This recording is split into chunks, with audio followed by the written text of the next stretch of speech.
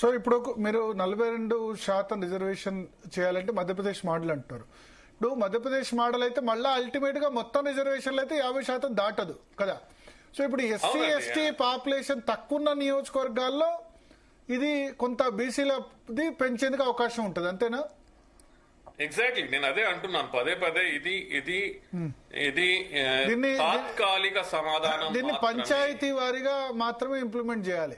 Unit wise, unit అనేది panchayat, MPTC, ZPTC తీసుకొని దానికి అనుగుణంగా చేయాల్సినటువంటిది. ఇది తాత్కాలికంగా. ఫర్ ఎగ్జాంపుల్ ఇప్పుడు ఎస్టీ పాపులేషన్ ఎక్కువ చోట, ఇప్పుడు ఖమ్మంలో లేదా ఆదిలాబాద్ లో కొన్ని చోట్ల ఎస్టీ పాపులేషన్ చాలా ఎక్కువ ఉంది కదా. సో అక్కడ తక్కువే వస్తాయి, అక్కడేం అవకాశం ఉండదు.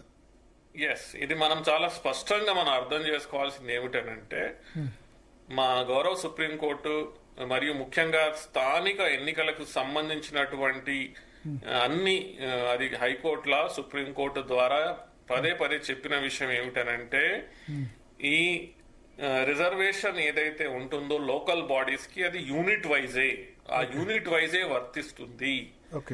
కాబట్టి మనకి ఎక్కడైతే షెడ్యూల్డ్ కులాలు గాని, షెడ్యూల్డ్ తెగలు గాని ఎక్కడైతే అత్యధికంగా ఏ జిల్లాలలో, ఏ యూనిట్లలో, అంటే ఇక్కడ మనం చూసుకున్నట్టయితే ఖమ్మం లాంటి ప్రాంతంలో, మహబూబాబాద్ లాంటి మన ప్రాంతాలలో అత్యధిక, అదేవిధంగా ఆదిలాబాద్ లాంటి ప్రాంతాలలో ఎక్కడైతే అత్యధికంగా షెడ్యూల్డ్ తెగలు ఉన్నారో ఖచ్చితంగా వాళ్ళకి అక్కడ ఎక్కువ పర్సంటేజ్ వాళ్ళకి లాభం జరుగుతుంది. అది దాన్ని మనం ఒప్పుకోవాల్సిందే. కానీ ఎక్కడైతే వారు తక్కువగా ఉన్నారో అక్కడ బోత్ షెడ్యూల్ కాస్ట్, షెడ్యూల్ కులాలు ఎక్కడైతే తక్కువ ఉన్నారో అక్కడ ఖచ్చితంగా ఓబీసీలకి ఇది చాలా ఉపయోగపడుతుంది. ఇప్పుడు ఎస్సీ ఎస్టీల రిజర్వేషన్ లోంచి తీసి ఇది బీసీలకు ఇవ్వడం. Yes, correct. మరి అప్పుడు ఎస్సీ ఎస్టీ నష్టపోతారు కదా. రాష్ట్ర వ్యాప్తంగా యూనిఫామిటీ ఉన్నప్పుడు కొన్ని చోట్ల తక్కువ ఎక్కువ వస్తుంది కదా. సో మనం ఇక్కడ అర్థం చేసుకోవాల్సింది ఏమిటంటే, గౌరవ సుప్రీంకోర్టు కానీ అదేవిధంగా హైకోర్టులు నానా రకాల కేసులలో చెప్పింది ఏమనంటే, ఇక్కడ మనకి ఏ యూనిట్ లో అయితే, యూనిట్ అంటే ఇక్కడ మనం ఒక ఎంపీటీసీ క్షేత్రం లేకపోతే ఒక జెడ్పీటీసీ క్షేత్రం అని అనుకుందాము.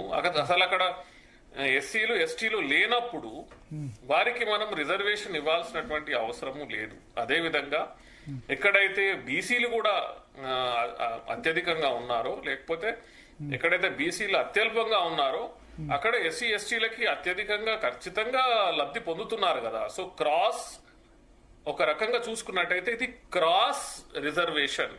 అంటే ఎక్కడ ఎవరు అత్యధికంగా ఉన్నారో అక్కడ వాళ్ళు అత్యధికంగా లబ్ధి పొందుతారు. అంటే అర్బన్ లోకల్ బాడీస్ లో కొంచెం బీసీలకు ఉపకరిస్తుంది. ఇప్పుడు గ్రేటర్ హైదరాబాద్ లాంటి చోట ఉందనుకోండి, ఎస్టీ పాపులేషన్ చాలా తక్కువ ఉంటుంది కదా. సో దానిలోంచి బీసీలకు ఎక్కువ ఇవ్వడానికి అవకాశం ఉంటుంది కూడా. ఈవెన్ కేసీఆర్ గవర్నమెంట్ లో కూడా బీసీ రిజర్వేషన్ 33% ఇంప్లిమెంట్ చేశారు జిహెచ్ఎంసీ పరిధిలో. Because SC population ST population తక్కువ ఉంది కాబట్టి. సో మనం ఇక్కడ అర్థం చేసుకోవాల్సింది ఏంటంటే, ఇది లోకల్ బాడీస్ అనేటివి స్థానిక సంస్థలు, అంటే local 73rd 74th constitutional amendment ద్వారా స్థానిక సంస్థలని బలపరిచే విధంగా డీసెంట్రలైజ్డ్ పరిపాలన విధానాన్ని పట్టుకొచ్చిన తరుణంలో యూనిట్ ఏది తీసుకోవాలి అనే దాని మీద చాలా రకాల కేసులు వాదించడం జరిగింది. అందులో యూనిట్ అనేది ఎప్పుడైనా కూడా కానీ స్థానిక సంస్థనే. ఏ స్థానిక సంస్థకి అనుగుణంగానూ ఆ స్థానిక సంస్థలో అత్యధికంగా ఉన్నటువంటి ఏ షెడ్యూల్ కులాల, షెడ్యూల్ తెగల, లేకపోతే బీసీ వర్గాల వారికి అనుగుణంగా పరిపాలన సౌలభ్యం కల్పించే విధంగా ఇలాంటి యూనిట్ వైజ్ రిజర్వేషన్ ని ఆమోదించడం జరిగింది. అందుకని మనం దీన్ని పాజిటివ్ గానే తీసుకోవాలి. ఎవరికి అన్యాయం చేసేటటువంటి పద్ధతి కాదు ఇది. ఎవరు అత్యధికంగా ఎక్కడున్నారో అక్కడ వారికి అనుగుణంగా అత్యధికంగా వారికి రిజర్వేషన్స్ వచ్చే విధంగా ఇలాంటి నిర్ణయం తీసుకోవడం జరుగుతుంది. కానీ నేనేమంటున్నానంటే, ఇది మళ్ళీ నేను చెప్పేది, ఇది కేవలం తాత్కాలిక ఉపశమనము మాత్రమే బీసీలకి. పర్మనెంట్ విధంగా ఉపశమనం జరగాలంటే, పర్మనెంట్ విధంగా బీసీలకు అధికారము రావాలి అని అనుకుంటే మాత్రం ఖచ్చితంగా ఈ 50% లిమిట్ ని అధిగమించాల్సినటువంటి అవసరం ఉన్నది. అది అల్టిమేట్ డిసిషన్ అది. ఓకే, ఇక్కడ ఒకటి సార్,